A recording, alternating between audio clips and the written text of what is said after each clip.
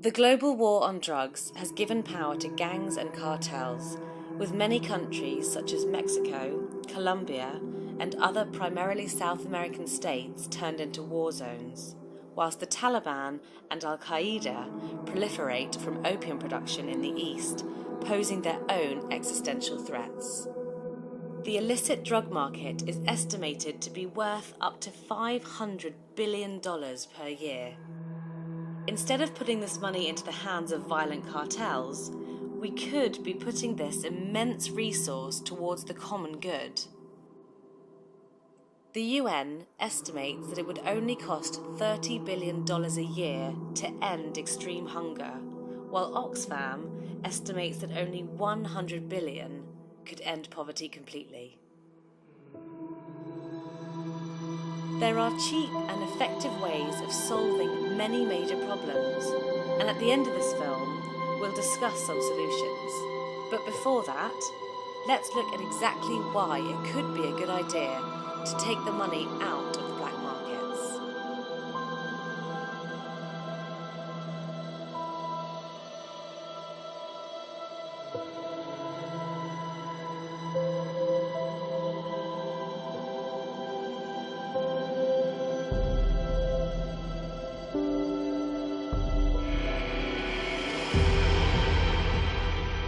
Recent scientific research is showing that many currently illegal psychoactive compounds have a great role to play in medicine. Cannabis is helping people with Parkinson's disease,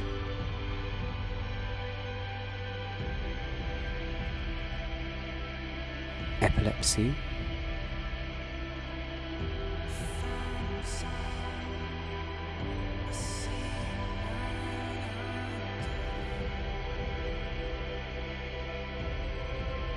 multiple sclerosis, muscular dystrophy, and many other diseases, and pain management.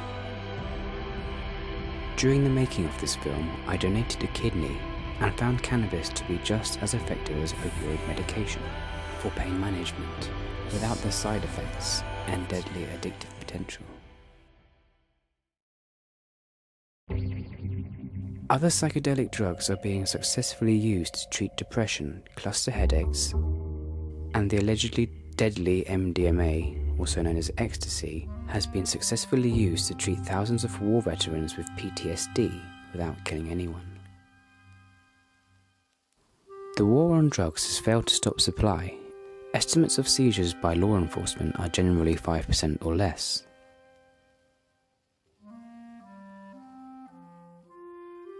"70% of students in the UK admit to trying an illegal drug, and many world leaders, including prime ministers and presidents, admit the same." The last time I was this high, I was trying to decide on my major.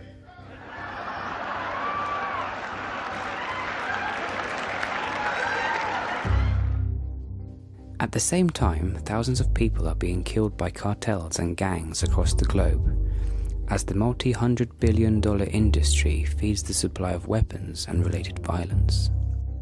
6 million people are killed by cigarettes each year, 30 times the amount killed by drugs, and 100 times the amount killed by all non-opioid drugs. But we still think it's best to tax cigarettes, because we know if not it will just form another black market, and the money will go elsewhere. This documentary takes a deep look into all these subjects and many more surrounding the drug war, to ask, is it really worth it?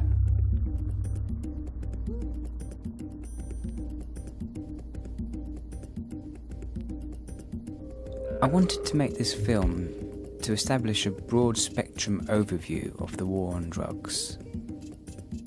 Because I know once people have made their mind up about something, it's very hard to change that perception. And a lot of older generations have been fed misconceptions by the press. And I think our understanding of drugs has changed a lot in the last few years. I want to give especially older generations a chance to reanalyze their thoughts with all the new information we have.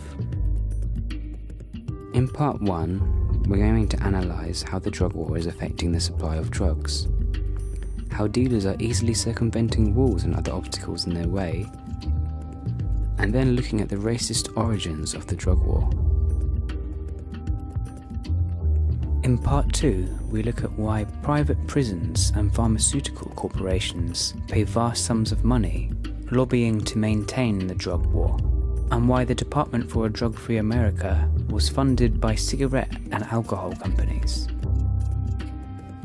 Part 3 takes a tragic look at the damage done to South America, whilst Part 4 looks at some of the exciting advances made in researching psychoactive compounds. Part 5 investigates the varying harms of psychoactive drugs and looks at why the very word drug really needs to be reanalyzed, as the term often doesn't include cigarettes and alcohol, while simultaneously links deadly opioid drugs like heroin with cannabis in the minds of people without much understanding of the matter, and then goes on to analyse the effects in countries which have experimented with decriminalisation and providing clean drugs and injection sites to addicts.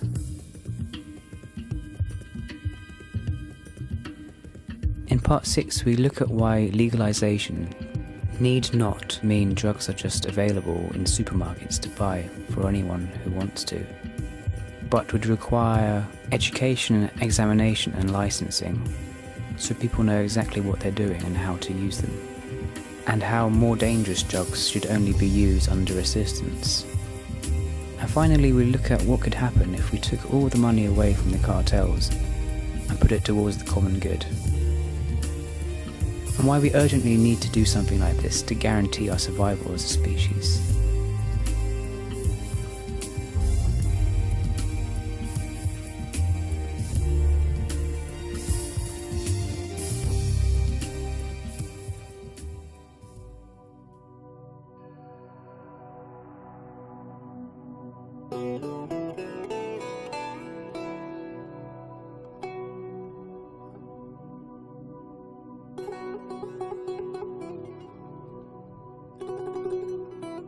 There was so much drugs in prison, it was unbelievable. You could get any kind of drug you want in prison. If you can't control drug use in a maximum security prison, how could you control drugs in a free society? I know officers that charge you, say, £500 a parcel, the size of, say, 3 tennis balls, full of drugs, phones, whatever you want. The smell of cannabis is everywhere. Take Ashley, he's only just arrived. He says all drugs are available at all times. You can get spice, you can get heroin, you can get crack, you can get anything you like. Right now, all I've got to do is go down to the 2s, to the 3s, to the 1s, it's there, everything's there, anything you like. Well, this is Canada's gateway to the Pacific. It's its biggest port. More than 3,000 container ships each year come through here. And where from, mostly? Mostly East Asia, South Asia. I've heard from various sources in law enforcement that 5% or less of the drugs coming through these containers is actually seized by authorities. This is definitely it? This is it. America, Canada. Stop it. So that road, this road, so we're in Canada, Canada, Canada, Canada, Canada. The States. America, yeah, that's right. This is insane. Rotterdam is the 3rd largest port in the world. Its 25 miles of harbor handle over 1 million tons of cargo a day. Last year we had about 38,000 ships in the port of Rotterdam, so it's impossible to check them all. Despite the border police's best efforts, 340 tons of heroin made it onto the world streets last year. It's all going that direction from Holland to Canada, America or Mexico, you know. Before we know it, I actually start to ship it out in containers. It's really funny that somebody's really looking good to find something, and actually it's under his nose. The ships themselves provide thousands of ingenious hiding places. MDMA, ecstasy, anything like that. You can imagine the pill packs packed in here. You'd probably get 1 million pills in this spot, right? Keeping on top of meth production in this vast wilderness seems almost impossible. Sorprendente. Este laboratorio fue localizado mediante reconocimientos terrestres, caminando. El personal tiene que caminar, es muy difícil verlo por un helicóptero o por una avioneta porque está camuflajeado. Does it worry you that you didn't find this place because you had intelligence? You just stumbled across it. Does that make you think that there just must be tons and tons and tons of this stuff all over your area? Este es uno de los que tienen, pero seguramente algunos de los otros, pues desgraciadamente no los vamos a encontrar y pues se sigue produciendo la droga. Los primeros dispositivos estaban hechos para viajar a México.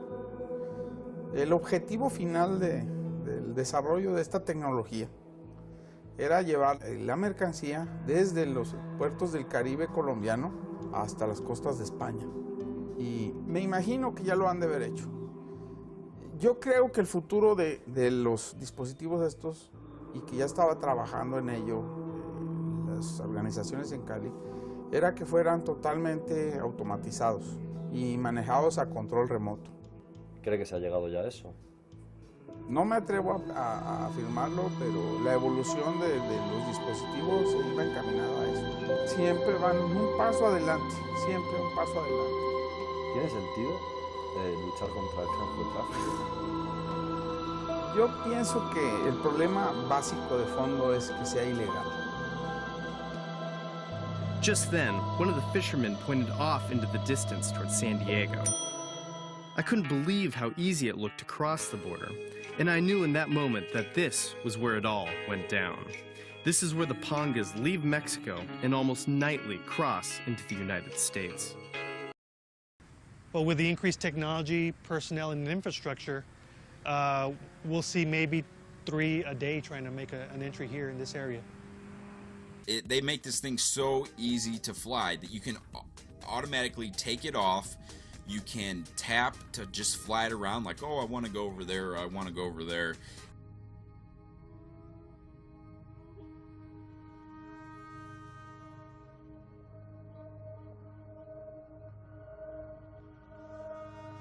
But in Mexico, they're being used for something else, delivering meth. Police in Tijuana say a drone overloaded with the drug crashed Tuesday night into the parking lot of a supermarket near the border with California. 6 packets of meth weighing more than 6 pounds were taped to the remote-controlled aircraft. We also had a decreased number in narcotics seized. So the fact that you catch less, does that indicate that there's actually less movement of drug trafficking? I mean, that could be a bad number too, right? You're catching less. Hold on. 1 second, hold on.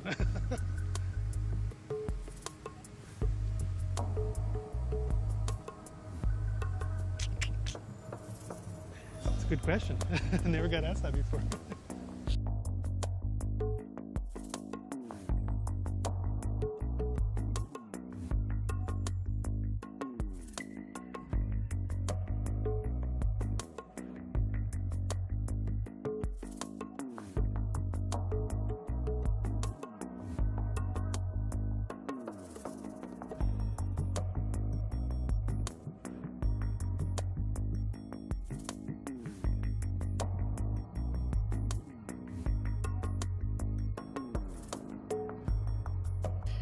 The US has spent an estimated $2.5 trillion fighting the war on drugs.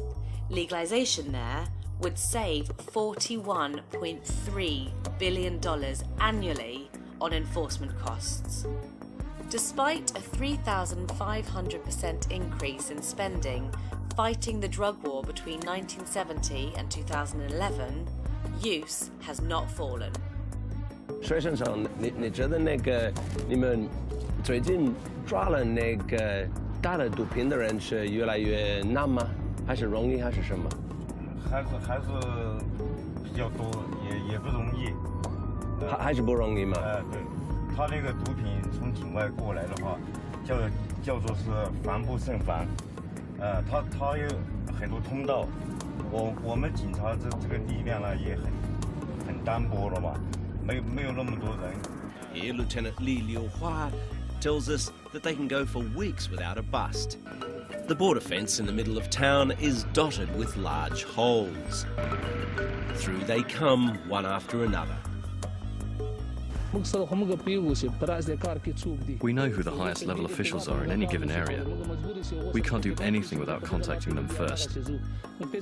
We let them know we'll be using a given route, and then there's no danger for us.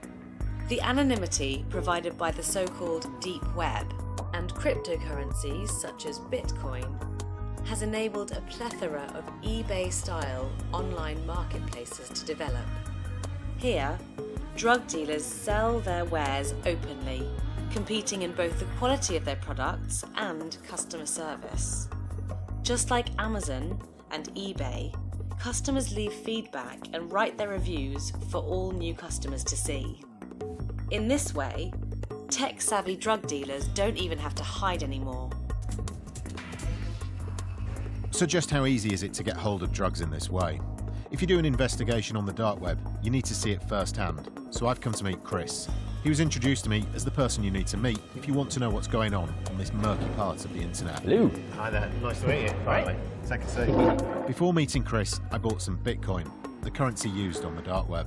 If we go onto this section here, which says drugs, we click on it, and it looks like eBay for drugs. I mean, that is absolutely. It's a crass analogy, but that's what we've got here. It is. So you have to have a certain amount of understanding to be able to operate on here, buy drugs on here, and generally kind of like exist. There is a barrier to entry. It's not mainstream yet, but Do you think that's changing? It is changing. I compare it to piracy. A lot of people won't download stuff, but they get their mates to do it, or get their mates to teach them how to do it, and they do it themselves. You think of like the dark web markets, and think, oh, this is going to be seedy and crazy place, and it's all really dodgy. This looks like a normal website. This looks like a normal purchasing website, terms and conditions. I mean, that's not what you expect to see with a drug dealer. Well, offline certainly not, but online it's become the norm. What's the likelihood I'm going to get them through? If I'm going to order 3 things today?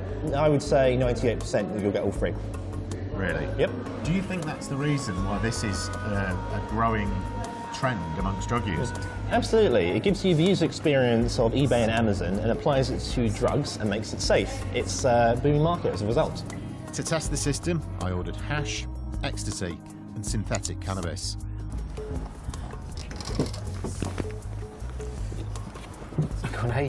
Gone ages, right.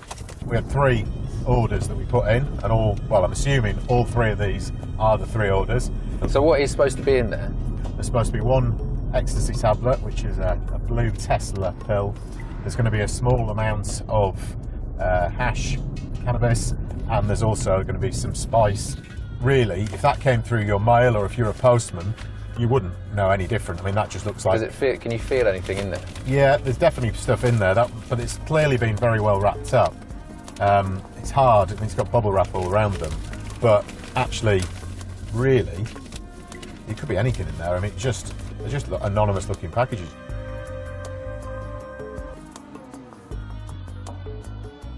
Recent police targets in the UK aim to stop 13% of cocaine entering the country.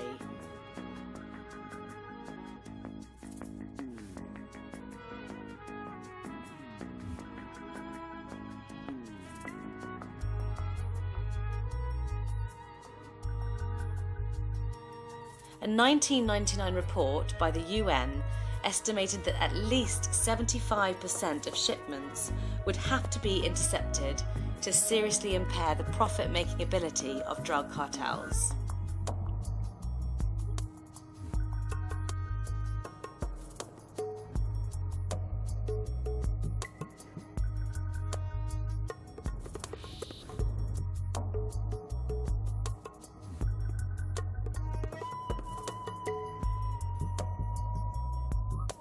The internet has no shortage of sites offering to sell ketamine.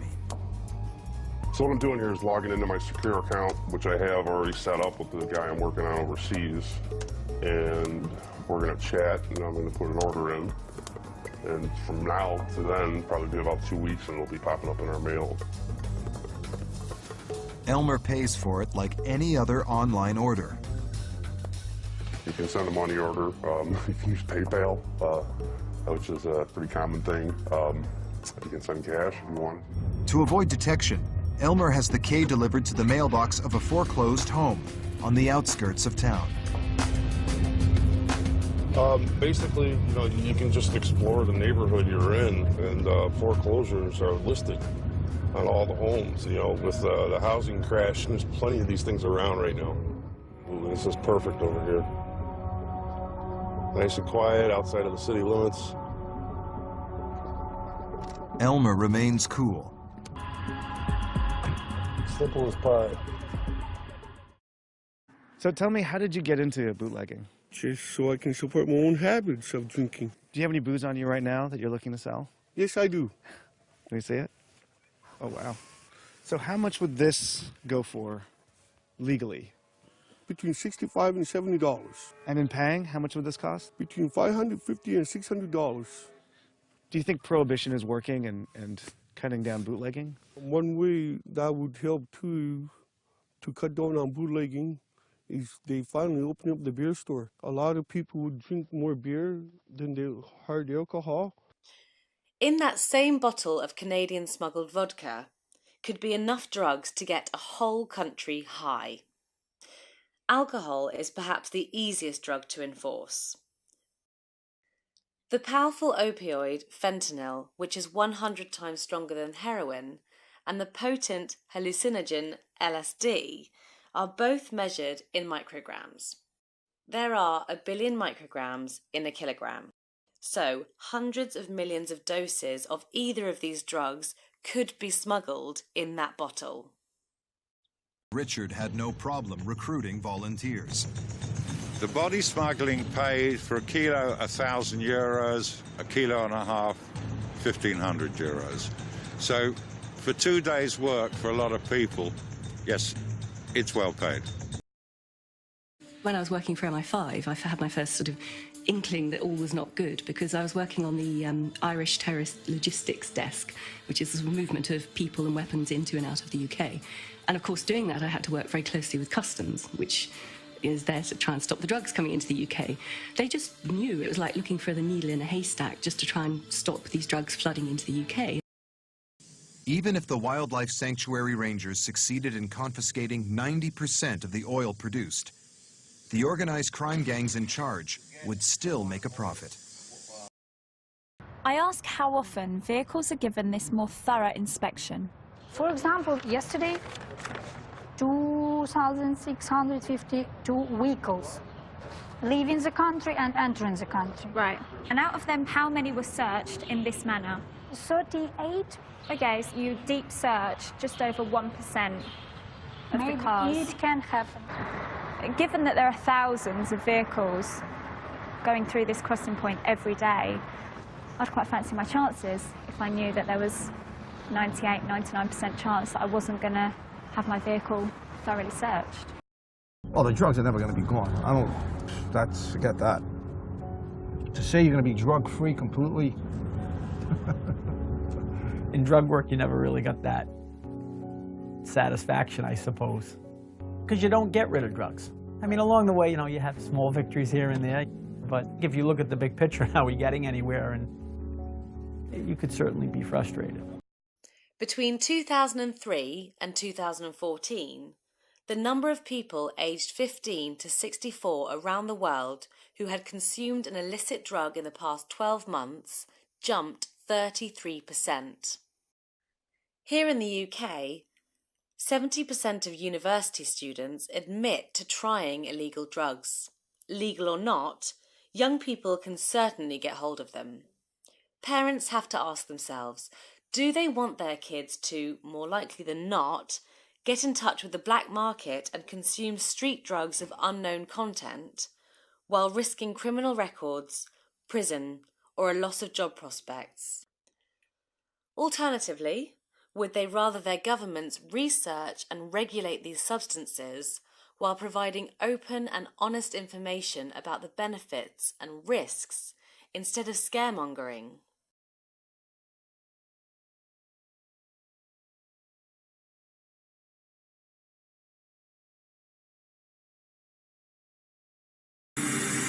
Smoking opium is the ruin of China.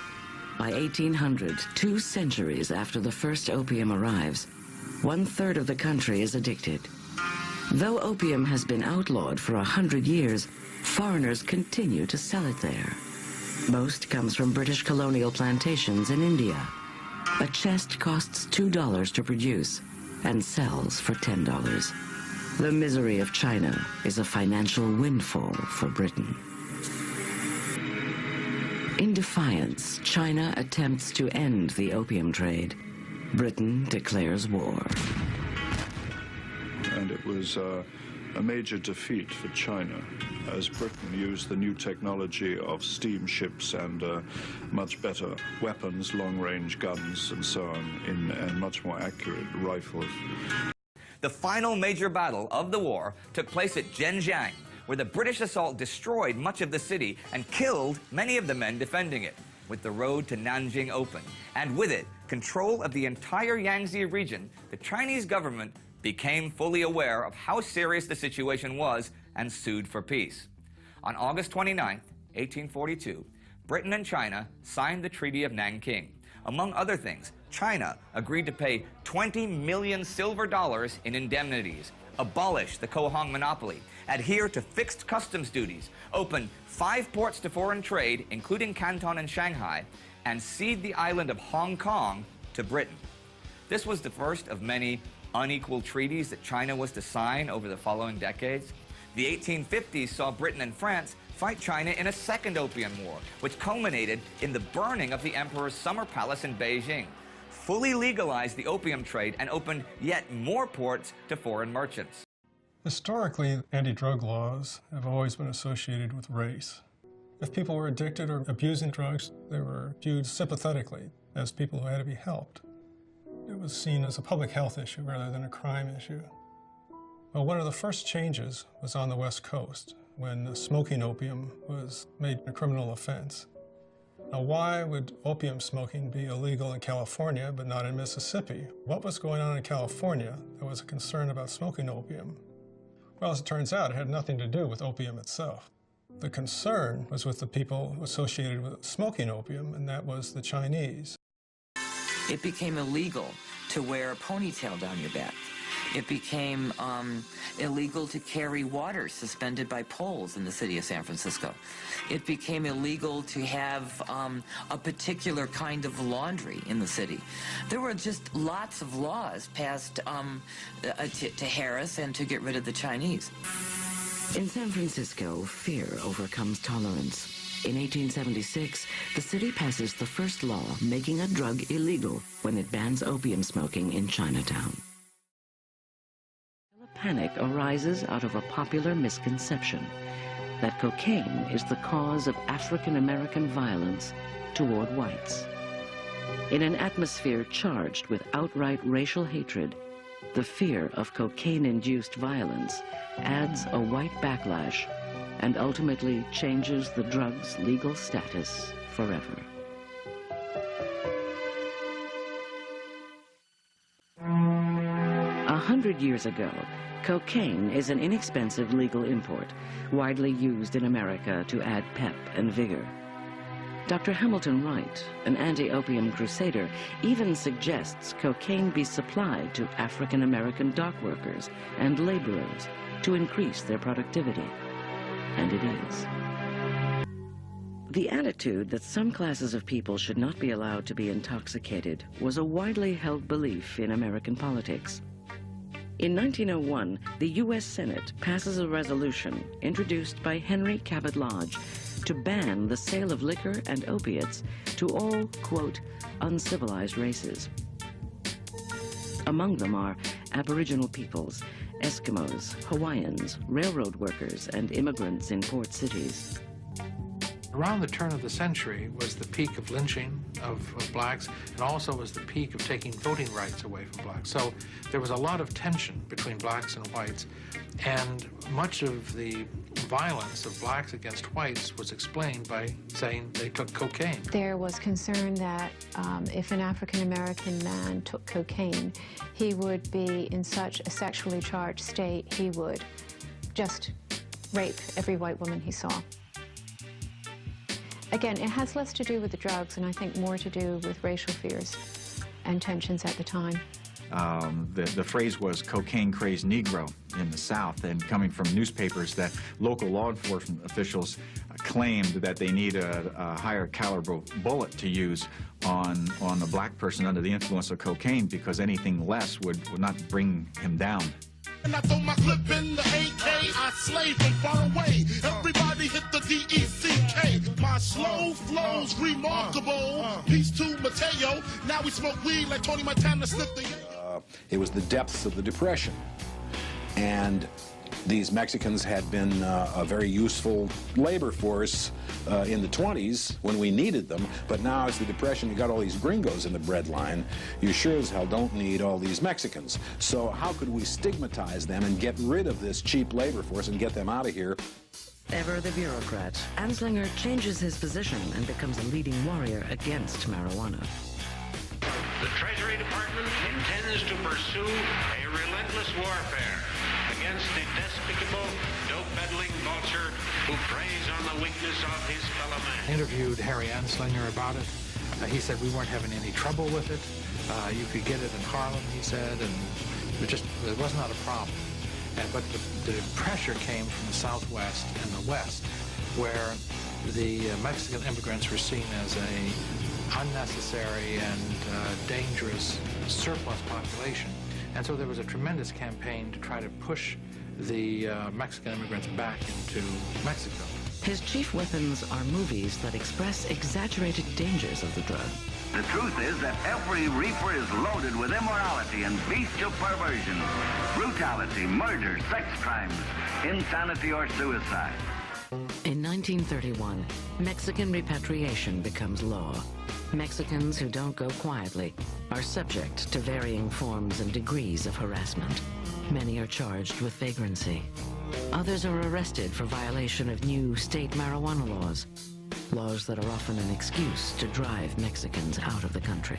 So in Texas, for example, if you got caught with one joint, you could get sent to jail for life. In fact, there were campaigns in some of the states for the death penalty. And there are cases of people serving many, many, many years, decades in jails for possession. Hello, my name is Dr. Green Thumb. Hello. I'd like to tell you just where I'm from. In the hills where the trees grow wild with weed fields. The fucking pigs with shields holding the blue steel. Greenhouse effect with the weed connect. DEA can't keep the green thumb in check. HPS, God bless the whole crop. Please, God, don't let me see no cops. Truckload ready to hit the highway. Don't let the eye in the sky fly my way. Or we're gonna have big trouble, that's no shit. Can't be growing without no permit. But fuck that, I study the 215 script. That way when they come, they can suck my dick. The AMA in the 30s went to Congress and said, please don't make cannabis illegal. It's in half of our medicine. You know, for 87 years, it's been part of the American pharmacopoeia. Please allow us to continue to use it. No, it was struck down. And so it's been repressed since then. And a lot of it has just been pure racism, actually. That's the cause of it. Well, that was what those recent papers were released about the Nixon administration. Yes. It's one of the ways they demonized the black rights movement, civil rights movement, and also the anti-war movement. Absolutely. Is they attacked marijuana and they attacked psychedelic drugs. And that was the reason why they passed that sweeping legislation in the first place. Was just to be able to have a reason to arrest those people. They knew they could attack the communities, and in attacking those communities, the best way to do it was to go after the drugs. Nixon hated them, and Nixon was a traitor to America. Nixon was probably, with Bush, one of the worst we've ever experienced. And through his hatred, and then we have the drug war, that now for over 40 years we've just been laboring under the boot of a fascist traitor that once resigned from office. He was, you know, impeached, really.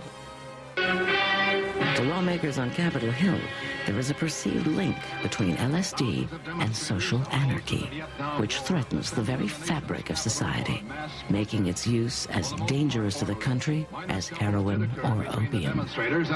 They see it as a catalyst, or a simple-minded, well, if we keep marijuana and psychedelic drugs out of circulation, we'll never have that kind of trouble again. Before things settle down, 400 If we get into a Vietnam War, there won't be lots of people out there protesting. If we, the civil rights movement, all the things that the free speech movement, I think all those things were connected with marijuana and psychedelics.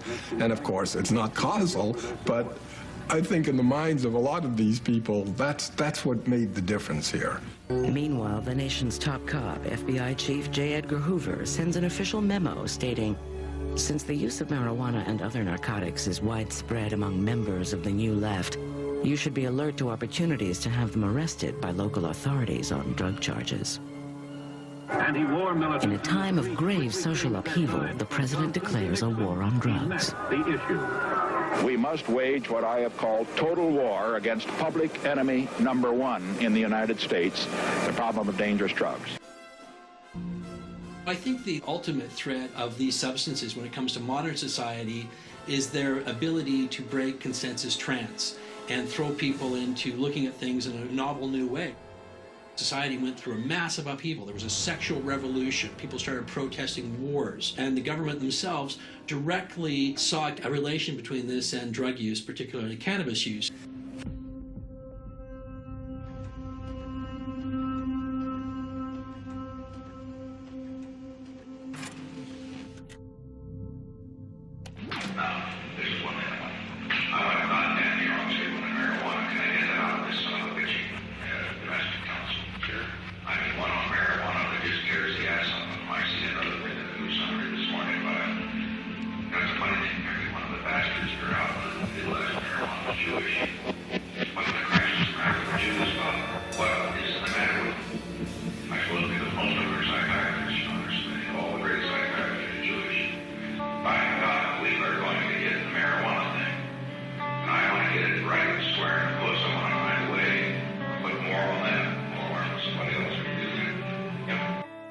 What we were targeted on was the pot smokers.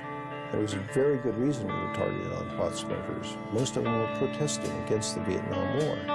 Now, if you could arrest that whole group of people because they were smoking pot, you didn't have to have a Vietnam War protest, which Mr. Nixon thought was a pretty good idea. So John Ehrlichman was one of the henchmen for Richard Nixon. I say henchman because he was one of the organizers of Watergate, and that was proven out. He got convicted and sent to prison for his role in the crimes of Watergate. Well, it turns out they hatched another conspiracy, which Ehrlichman bragged about back in 1994. The Nixon campaign in 1968 and the Nixon White House after that had two enemies, the anti-war left and black people. You understand what I'm saying. We knew we couldn't make it illegal to be either against the war or black, but by getting the public to associate the hippies with marijuana and blacks with heroin, and then criminalizing both heavily, we could disrupt those communities. We could arrest their leaders, raid their homes, break up their meetings, and vilify them night after night on the evening news. Did we know we were lying about drugs? Of course we did. Entire generation, entire communities are being shaped by this war on drugs, and it does not happen evenly across the population. There was a study done in New York State showing that 75% of the people in New York State prisons came from the same 7 communities in New York City. The same 7 poverty-stricken communities in New York City. Those are the same communities where the schools don't work, where police brutality is most of a problem, where the social services don't work, where the housing stock is problematic, and where the police go to do their drug sweeps. African Americans make up 13% of the population in the U.S., and they're about 13% of the crack users. In other words, the rest of the users are white and brown, which is kind of amazing because 90% of the crack cocaine defendants in the federal system are African American. I think that what we see is not a war on drugs, it's a war on poor people with drug involvement. The factories are closed, we don't need them, the textile mills are gone, GM is closing plants. We don't need these people, they're extra Americans, we don't need them. Let's just get rid of the bottom 15% of the country. Let's lock them up. In fact, let's see if we can make money off locking them up in the short term. even though it's going to be an incredible burden for our society, even though it's going to destroy these families, you know, where these people are probably integral to the lives of other Americans, let's just get rid of them. You know, I mean, at that point, why don't you just say kill the poor? If we kill the poor, we're going to be a lot better off, because that's what the drug wars become. Here in the UK, former Prime Minister David Cameron was caught with marijuana at Eton College and received a punishment of having to write out thousands of lines in Latin. And the rock legend Keith Richards of the Rolling Stones was not sentenced to any jail time despite being caught with 22 grams of heroin. It is normal for rich white people to get away without sentences, whilst those of colour face the full force of the law. In the United Kingdom, black people are stopped and searched an average of 6.3 times more than white people. And those caught possessing cannabis are 5 times more likely to be charged than white people. In Canada, blacks receive an average 20% longer sentence for the same crime. Still today, in some counties in America, blacks are 30 times more likely to be arrested for marijuana offences.